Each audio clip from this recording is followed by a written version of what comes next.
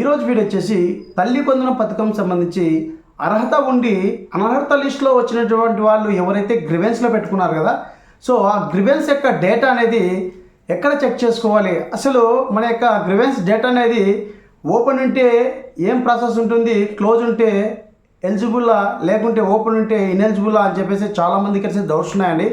So ఈ video ద్వారా మీకు క్లారిఫై అయితే చేయడం జరుగుతుంది. సో ఇక్కడ మనకి గ్రామ సచివాలయంలో మనకు ఆల్రెడీ అర్హత ఉండి కూడా అనర్హత లిస్టులో వచ్చినటువంటి వాళ్ళు ల్యాండ్ సంబంధించి కావచ్చు, ఇన్కమ్ ట్యాక్స్ సంబంధించి కావచ్చు, ఎలక్ట్రిసిటీ సంబంధించి కావచ్చు, లేకుంటే ఎలిజిబుల్ లిస్టులో కానీ అలాగే ఇన్ఎలిజిబుల్ లిస్టులో పేర్లు రాని వాళ్ళు, అలాగే పేమెంట్ పడిన వాళ్ళు, ఇలా మనం ఏదైతే సమ్ కారణాల చేత గ్రివెన్స్లో పెట్టింటాం కదా, అలాంటి వాళ్ళందరికీ డేటా అనేది ఎక్కడ చెక్ చేసుకోవాలి, అసలు ఎక్కడ ఫార్వర్డ్ అయింది, సో వీళ్ళ యొక్క డేటా స్టేటస్ ఏ విధంగా ఉంది, సో వీళ్ళకి క్లోజ్ అయితే మనకి ఎలిజిబులా, ఓపెన్ ఉంటే ఇంకా పెండింగ్ ఉందా, లేదంటే ఇన్ఎలిజిబులా అని చెప్పేసి డేటా ఏ విధంగా తెలుసుకోవాలి, ఎలా తెలుసుకోవాలని చెప్పేసి ఈ వీడియో ద్వారా మీకు తెలియజేయడం అయితే జరుగుతుందండి. ఇక్కడ ముఖ్యంగా 2 పాయింట్లు అండి. గ్రివెన్స్ అనేది అప్లై చేసినప్పుడు మనకి పలు కారణాల చేత అర్హత ఉండి కూడా అనర్హత లిస్టులో వచ్చిన వాళ్ళు ఎవరైతే గ్రివెన్స్లో అప్లై చేసుకుంటారో వాళ్ళకి స్టేటస్ అనేది ఓపెన్ అండ్ క్లోజ్ అని ఉంటుంది. సో ఓపెన్ క్లోజ్ అంటే ఏంటి, సో ఓపెన్ అంటే పెండింగ్ ఉందా, లేకుంటే ఇన్ఎలిజిబులా, లేకుంటే ఎలిజిబులా, సో క్లోజ్ ఉంటే మనకి ఎలిజిబులా ఇన్ఎలిజిబులా అని చెప్పి చాలామందికి డౌట్స్ ఉన్నాయి. సో క్లియర్గా నీట్గా ఈ వీడియో ద్వారా మీకు అర్థమయ్యే విధంగా లైవ్ డెమోతో చూపిస్తాను. సో క్లోజ్ అంటే ఏంటి, ఓపెన్ అంటే ఏంటి, అలాగే వీటి మీద మరొక వీడియో కూడా చేస్తాను. సో ఓపెన్ అంటే ఏ విధంగా వస్తుంది, క్లోజ్ ఉంటే ఏ విధంగా స్టేటస్ వస్తుంది కూడా మీకు చూపిస్తాను. సో ఇక్కడ మనకి క్లోజ్ అనే దానికి ఒక ఆప్షన్ ఇవ్వడం జరిగింది, ఓపెన్ అనే దానికి మరొక ఆప్షన్ ఇవ్వడం ఉంది. ఆ ఆప్షన్ ఏంటనేది మీకు ఈ వీడియో ద్వారా చెప్తాను.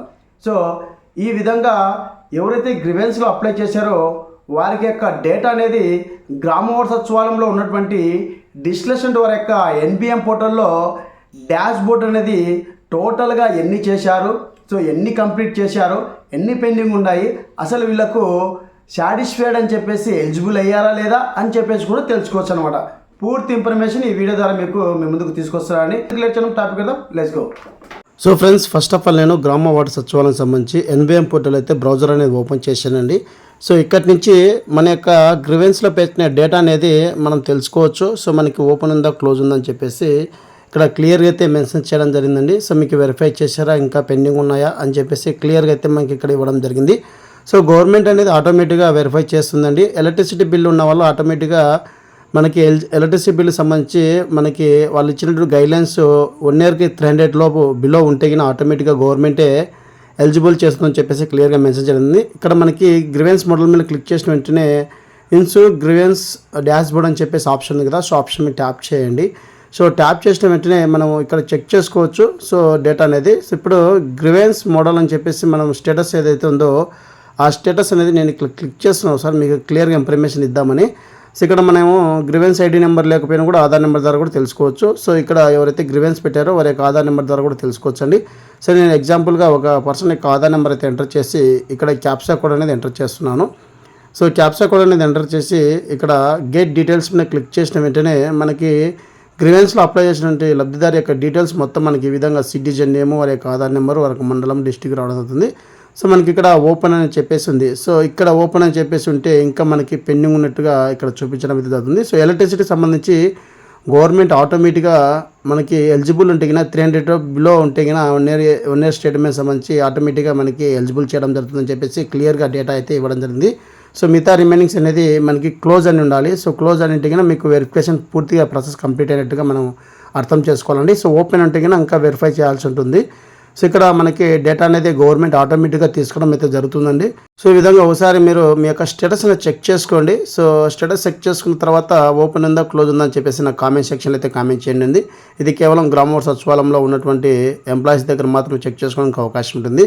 సో సిటిజన్ చెక్ చేసుకునే విధంగా అయితే మనకి పాసిబిలిటీ అయితే లేదండి.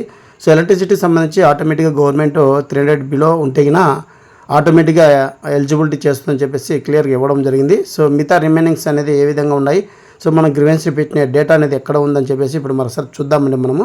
సో ఈ విధంగా అయితే మీరు ఒకసారి చెక్ చేసుకోండి. సో మీ యొక్క గ్రివెన్స్ ఐడి నెంబర్ కావాలన్నా కూడా ఒకవేళ మీ దగ్గర పోయినా కూడా ఆధార్ నెంబర్ ద్వారా గ్రివెన్స్ ఐడి నెంబర్ కూడా తెలుసుకోవచ్చండి. సో మరొకసారి నేను బ్యాక్ అయితే వస్తున్నాను. సో బ్యాక్ వచ్చేసి ఇక్కడ మరొకసారి నేను మనకు సంబంధించిన గ్రివెన్స్ ఏదైతే పెట్టామో ఆ డేటా అనేది ఓపెన్ చేస్తున్నాను. సో ఇక్కడ ఓపెన్ చేసిన వెంటనే మన సచివాలయంలో ఎన్ని గ్రివెన్స్ అప్లై చేసామని చెప్పేసి టోటల్గా రావడం జరుగుతుందండి. సో టోటల్ ఎన్ని పెండింగ్ ఉన్నాయి, కంప్లీట్ అయినాయని చెప్పేసి టోటల్గా మనకి రావడం అవుతుంది. సో టోటల్గా మనకి ఇక్కడ చూపించడం అయితే జరుగుతుంది. సో గ్రివెన్స్ డాష్బోర్డ్ అని చెప్పేసి, సో అలాగే గ్రివెన్స్ పెండింగ్ టేకెన్ యాక్షన్ అని చెప్పేసి ఉంది కదా. సో ఇక్కడ మనకి డేటా మొత్తం అయితే రావడం జరుగుతుందండి. సో చూడండి ఇక్కడ మనకి grievance ID, house hold ID, అలాగే సిటిజన్ ఆధార్ నెంబరు, అలాగే స్కీమ్ వచ్చేసరికి తల్లి కొందరం. సో పేమెంట్ అనేది పడిందా అనే ఆప్షన్ ద్వారా మనకి గ్రివెన్స్ అయితే పెట్టడం జరిగింది. అలాగే ల్యాండ్కి సంబంధించి గ్రివెన్స్ పెట్టడం జరిగింది. అలాగే ఎలక్ట్రిసిటీ సంబంధించి గ్రివెన్స్ పెట్టడం జరిగిందండి. అలాగే పేమెంట్ సంబంధించి, అలాగే మనకి చైల్డ్ ఎలిజిబుల్ బట్ ఇన్ఎలిజిబుల్ లిస్ట్లో, అంటే ఎలిజిబుల్ ఉన్నారు అలాగే ఎలిజిబుల్ లిస్టులో ఇన్ఎలిజిబుల్ లిస్ట్లో రావడం లేదని చెప్పేసి ఈ విధంగా ఉంది. సో ఇక్కడ మనకి వెరిఫై అనేది ఆటోమేటిక్గా గవర్నమెంటే చేస్తుందా లేదంటే సచివాలయం ఎంప్లాయ్ చేస్తుందా అని చెప్పేసి ఇంకా పూర్తి ఇన్ఫర్మేషన్ అయితే తెలియదు. సో నాకు తెలిసిన సమాచారం ఏంటంటే గవర్నమెంట్ ఆటోమేటిక్గా వెరిఫై అనేది చేస్తుందండి. సో సచివాలయం ఎంప్లాయ్ చేయకుండా ఆటోమేటిక్గా డేటా అనేది కరెక్ట్గా ఉంటే ఆటోమేటిక్గా గవర్నమెంట్ అనేది వెరిఫై చేస్తుందని చెప్పేసి మనకి రావడం అయితే జరిగింది. సో ఈ విధంగా మనకి డేటా అనేది తెలుసుకోవచ్చండి. సో తల్లి కొందరం సంబంధించి ఇక్కడ ఓపెన్ అనేది కాబట్టి ఇంకా మనకి వెరిఫై అనేది చేయలేదు. సో చూడండి ఇక్కడ కొన్ని పెండింగ్ కూడా ఉన్నాయి. సో మనకి ఇంకొక మరి కొన్ని పెండింగ్ అని చెప్పేసి కూడా రావడం జరుగుతుంది. సో పూర్తిగా డేటా అనేది ఇంకా క్లియర్ చేయలేదు. అంటే మనకి జూన్ 12 నుంచి మనకి అమౌంట్ అయితే రిలీజ్ చేశారు కదా. సో 21 నుంచి 26 లోపల మనం ఏదైతే గ్రివెన్స్లో పెట్టుకోని చెప్పేసి ఇచ్చారు కదా. సో మనకి దాదాపుగా జూన్ 30 వరకు అయితే వెరిఫికేషన్ అయితే ఉంటుంది. ఈ వెరిఫికేషన్ అయిపోయిన వెంటనే జూన్ 30 తారీఖున మనకి లిస్ట్ అయితే ప్రొవైడ్ చేయడం జరుగుతుంది. సో ఇక్కడ ఎవరైతే గ్రివెన్స్లో పెట్టారో వారికి ఎలిజిబుల్ లిస్ట్ అయితే రావడం జరుగుతుంది. జూన్ 30న మనకి లిస్ట్ అనేది ప్రొవైడ్ చేయడం జరుగుతుందండి. సో ఇప్పుడు మనకి ఇక్కడ చాలా వరకు అయితే ఓపెన్ లైన్ ఉన్నాయి. సో ఇది అనేది ఇంకా మనకి పెండింగ్ ఉన్నట్టండి. సో మనకి ఇంకా వెరిఫై అనేది చేయలేదు. అంటే మనకి ఇంకా టైం ఉంది కాబట్టి వెరిఫై చేస్తారు. వాళ్ళు నిజంగా ఎలిజిబిలిటీ ఉంటే కన్నా వెరిఫై అయితే చేయడం జరుగుతుందండి. సో ఇక్కడ మనకి క్లోజ్ అని చెప్పేసి కూడా కొన్ని గ్రివెన్స్ క్లోజ్ అని చెప్పేసి ఉన్నాయి. అక్కడ మనకి సాటిస్ఫైడ్ అని చెప్పేసి రావడం జరిగిందండి. సో దాన్ని బట్టి నేను చెప్తున్నాను, సాటిస్ఫైడ్ అంటే కన్నా ఆటోమేటిక్గా మనకి ఎలిజిబుల్ అనమాట. సో గ్రివెన్స్ క్లోజ్ అని చెప్పేసి ఇక్కడ కొన్ని అయితే రావడం ఉంది. సో ఇన్కమ్ ట్యాక్స్ సంబంధించి కావచ్చు, అలాగే చైల్డ్ ఎలిజిబుల్ లిస్టులు ఇన్ఎలిజిబుల్ లిస్టులో లేరు అట్లైన వాళ్ళకి ఈ విధంగా మనం గ్రివెన్స్ అని పెట్టాం కదా. సో వాళ్ళకి సాటిస్ఫైడ్ అని చెప్పేసి ఉంది కదా. సో ఈ విధంగా నేను మీకు చూపించడం అయితే జరుగుతుంది. సో ఈ విధంగా అయితే సాటిస్ఫైడ్, అలాగే మనకి ఇలా డేటా అనేది తీసుకురావడం జరిగింది. సో ఒకసారి అయితే మీరు కూడా చెక్ చేసుకోండి. టోటల్గా ఇక్కడ 87 అంటే ఇక్కడ మనకి 8 అనేది కంప్లీట్ అవ్వడం జరిగిందండి. సో ఈ విధంగా మనకి ఓపెన్లో అనేటివి ఇంకా వెరిఫై చేయాల్సి ఉంటుంది. అలాగే క్లోజ్ అనేటివి ఆటోమేటిక్గా మనకి క్లియర్ అయినట్టుగా చూపించడం అయితే జరుగుతుందండి. సాటిస్ఫైడ్ అని చెప్పేసి రావడం జరిగింది కాబట్టి. సో ఈ విధంగా తల్లి కొందరం సంబంధించి గ్రివెన్స్లో పెట్టినటువంటిది గవర్నమెంట్ ఆటోమేటిక్గా అయితే క్లియర్ చేయడం జరుగుతుంది. ఇదండి ఈ video update. Thank you so much. జై హింద్.